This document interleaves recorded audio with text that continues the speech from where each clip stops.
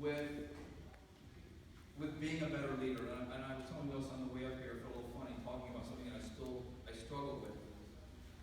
And I kind of see a competent leader is someone who is part benevolent dictator, part enlightened absolutist, and part leader servant. I don't think, at least for me, in the way I choose to lead, I couldn't lead by simply being a leader servant. An enlightened absolutist or a benevolent dictator kind of says, I know what's best for you. Evita Peron would be an example. I know what's best for you, you should follow me. I know what's best for you and follow my lead. It's my capital at risk. I build spec houses. I don't get paid but once or twice a year. Everybody else that's working for me, either directly or indirectly, is getting paid every other week. So when it comes to my vision and the execution on the vision of these houses, because remember, a spec house means we're building it, there's no buyer. I don't know when I'm going to eat, not a dumpster diving if this thing doesn't sell. So I came up more as a benevolent dictator because of the fear of failure. And if I'm going to go down, I'm going to go down on my terms. And I've evolved more into this leader story that's kind of a popular way of leading today. But I think they both can coexist. You've got to be a strong leader. And I didn't say I'm a dictator, or that kind of leadership is dictatorial. There's a benevolence to it. And people will follow that. So when it comes to our company, like I don't have an open door policy. I don't. I have one family. My family's my own family. And you're here to do a job. And I don't, I'm not the one to handle the person who missed the bus and the excuse. I mean, Nilson's really good at that. She'll hear all of that. But I don't have time to really hear that. And if you think of it, you reflect that back on Christ. You think about Christ, you think of, of course, a benevolent dictator, an enlightened absolutist. He's got people to walk across water to follow him. And I'm thinking, if you're a leader and you simply try to lead through motivation, and there's a lot of ways to motivate, have you ever noticed, and Joe, this is going to be familiar to you because you sat through the day of this, the whole event we put on this topic I'm going to close with. Motivation, its impact on us as a human species was never meant to last. You ever beat yourself up over the fact that you can't stay motivated to stay on a diet, to go to the gym, to be financially disciplined? And I'm gonna go on Facebook and see a motivational quote, and it's gonna feel good until I get home at night. I'm under the shower, and picture the soap washing off the body, going down the drain, and guess what goes with it every single day? Motivation. Motivation washes off and goes down the drain at night. It doesn't last. So you should feel good. I can't stay motivated. You can't. That's why we're constantly seeking ways to stay motivated. This is really important. So, okay, that's great, Frank. I can't stay motivated either. But what am I going to do about it? I got to progress. I want to do better. All right, so let's realize, though, that motivation doesn't last. And if you're the type of leader that simply motivates your crew, your rah-rah, it's like a battery. I mean, eventually that rah-rah wears out, your staff, your people are like, okay, enough. Really? I mean, enough of the cheerleading. Okay, I'm tired of it. So motivation goes down the drain with soap at night. How about the next level? Inspiration. So you can go to the movie and see an inspiring film or read an inspirational book, but inspiration to me wears off like the effects of a bad sunburn. In other words, it resonates a little bit longer, but eventually it dissipates.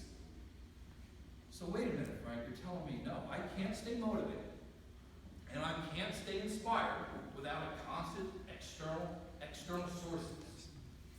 The final stop. Aspiration. Christ was an aspirational leader.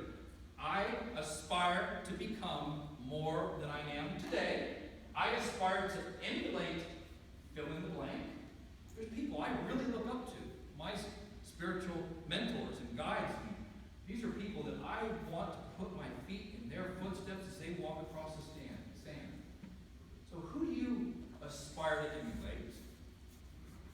It's a fun question to answer. I won't answer it now, but think about, okay, what legacy do you aspire to leave behind?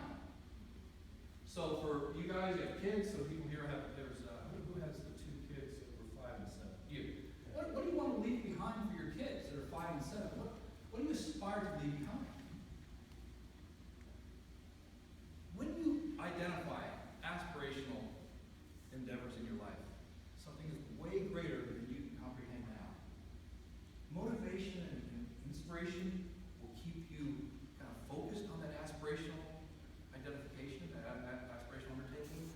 But I don't need to be motivated every single day to know that I want to, and I've aspired to a handful of things in my life. 25 years, my success story. I aspired to be a real estate artist. Didn't even know what that was, but it happened. It took me 25 years to become this real estate artist. I aspired to be a best-selling author with a 1.8 grade point average. I've got 5 books out in 4 different genres. It took a long time. I aspired. I kept it up there. If I was just motivated one day to write a book, guess what? Everyone in this room has a book inside. Every one of you do. Reading's great, but writing's better. I aspired to be a best-selling author. I aspired to run a charity in a foreign country. How in the world am I going to go about doing that? It took a long time, but I kept it up there. I never lost sight of that aspirational idea or goal. Bigger than what I'd ever been before. Never was an author, never was a real estate guy, and certainly never was a charity guy. And then this race that Carl helped me train for in Haiti. It's a 135-mile nonstop foot race across the Death Valley Desert in July, where the ambient daytime temperature average is 125 and the temperature of the pavement is over 200. It's run nonstop. Over 4,000 people have summited the top of Mount Everest. 787 have finished Badwater as the National Geographic records the toughest foot race in the world. So you better believe, when I identify something that I aspire to become or something I aspire to emulate, you know what happens? And what will happen to you?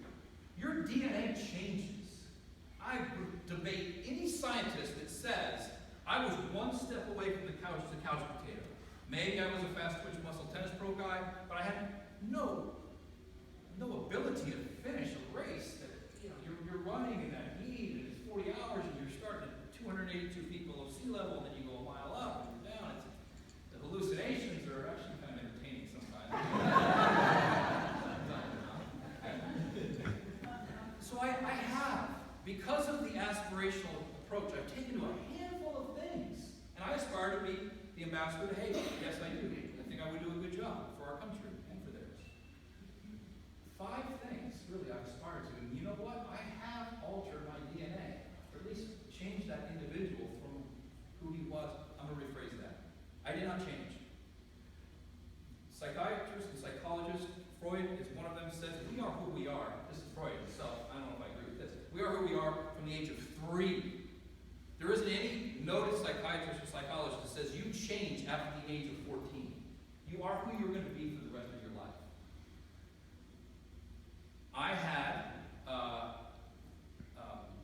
I was addicted to excitement. Yes, I have an addictive personality, but whatever exciting form it could come in. For those of you who have, and I think more would admit to it, or less would admit to it than would admit to it, we have obsessions and addictions to things that are destructive. We know what the list is. And for me, it meant being juvenile detention a bunch of times.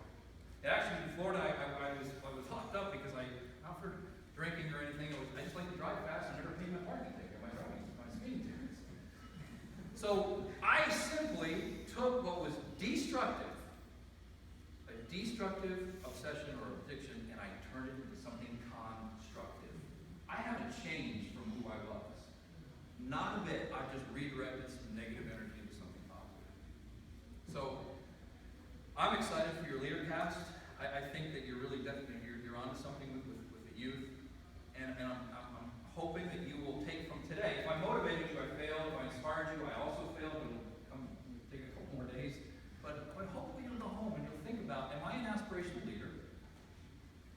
Am I inspired by aspirational leaders? And if neither one of those is in the affirmative, you aspire to emulate? What legacy do you aspire to leave behind? See you in May.